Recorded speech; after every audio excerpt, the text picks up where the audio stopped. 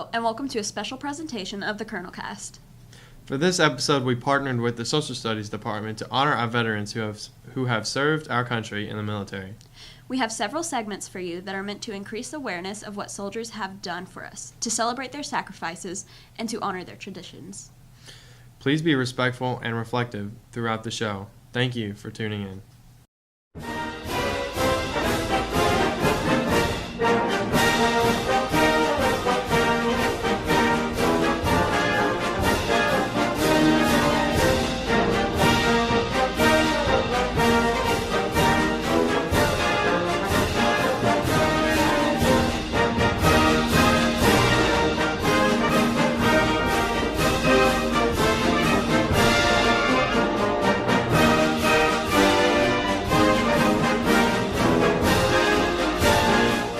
How do you feel after hiking half a mile with that backpack on? It was definitely tough, and your shoulders really start burning after like the first 3 or 4 laps. It's pretty hot. Alexis, did that sack feel heavy? After the first and second lap, yeah. Did you know that 75,000 soldiers in World War II had to march 65 miles to a Japanese prison camp? No. No, I didn't. That's amazing.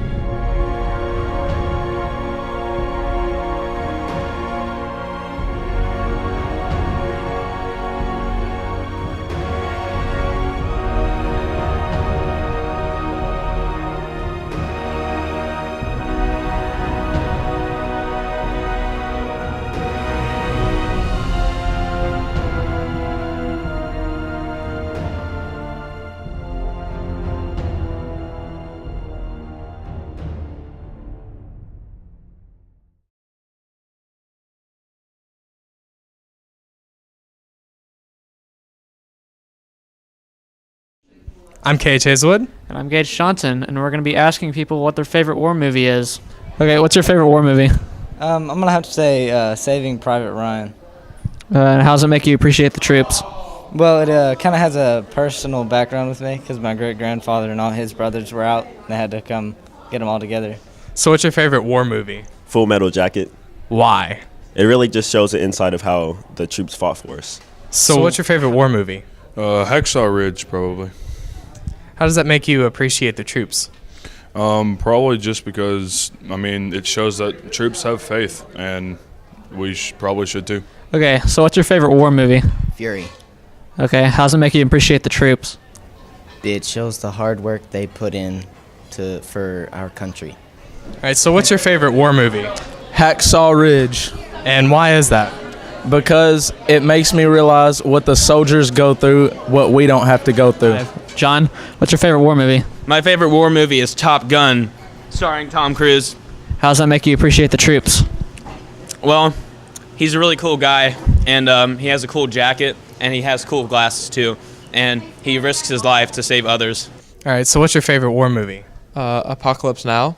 And how does that make you appreciate the troops? It shows how awful Vietnam was. What's your favorite war movie? Saving Private Ryan. And how does it make you appreciate the troops? It just shows how much struggle there is. So what's your favorite war movie? I'd say Full Metal Jacket. And how does that make you appreciate the troops? Well, if you know how pilots treated during the movie, you kind of understand what they have to go through whenever they're training.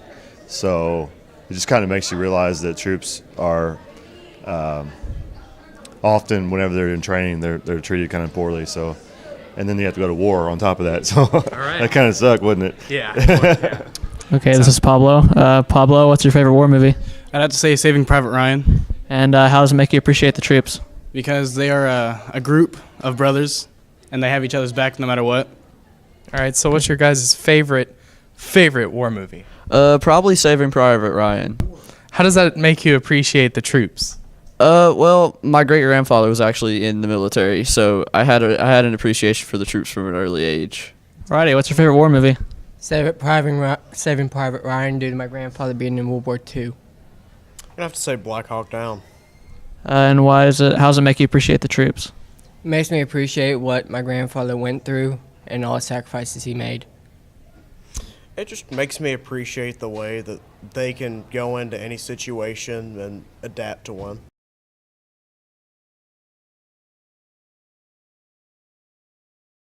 Hey County, I'm Isaac, and I have a special report about the iconic Army vs. Air Force game. This rivalry's first game happened in 1959. Like all exciting rivalries in football, it ended in a 13-13 tie. Army's record against Air Force is 14-36-1, so Air Force has the obvious advantage against Army in the 51 games played. Now 52 after last Saturday's game in which Army defeated Air Force 21-0. They actually won without completing a single pass, thanks mostly to Ahmad Bradshaw's 266 rushing yards. The reward that these branches of the military get is the Commander-in-Chief's Trophy. This trophy was created in 1972 by Air Force General George B. Silmer. President Nixon gave the trophy to the Army during that same year. Air Force has the most President's trophies with 20, Navy with the second highest with 15. They've won their last Commander's Trophy in 2013. And Army has the lowest with 6, with their last championship Commander's Trophy in 1996. Now the next game is between Army and Navy, which will happen on December 9th of this year. This game has even more of a historical tradition. The first Army versus Navy game was played in 1890. Having met 30 times on the football field between their first meeting on November 29th, 1890 and November 26, 1927, Army and Navy have met annually since 1930. Well, that's all I have for sports this week as we continue to honor our veterans of the armed services. See you next week. This is Jacob Latimer with the CCN. I'm here with Colonel Garrett. He's going to answer some questions about his time in the military as well as Sergeant Major Rosentreader's. Colonel Garrett, what branch were you in the military? United States Army. And how long were you in that branch? I was in 21 years. And what rank were you? I finished up, retired as a colonel, 06. What made you want to start teaching JROTC? Well, when I came to retire, I got to that age, I got the opportunity to come to teach junior ROTC, and it worked out perfect for my family. I'm from Western Kentucky, so perfect location. I always liked history, so thought it'd be a natural fit. Yeah. So. All right, thank you. What branch was Sergeant Major Rosentreader in? He was United States Army as well. Okay. How long did he serve? He was 21 years. What rank did he end up being? Retired a command sergeant major, and he was an Army Ranger. He'd want that to be said. Yeah. And what do you think inspired him to start teaching JROTC? Probably the same opportunity. I think he loves working with kids, and he's been doing this for 23 years. So, yeah, I've only been doing it for 4. So, yeah, Sergeant Major loves doing the job. So, working with the kids and teaching citizenship. Yeah. Yep. All right, thank you. I appreciate it. No problem. Thank you for tuning into this venerating episode of the Colonel Cast. We'll be back next week with our normal programming. Remember to thank a veteran this weekend. Have a great day, County.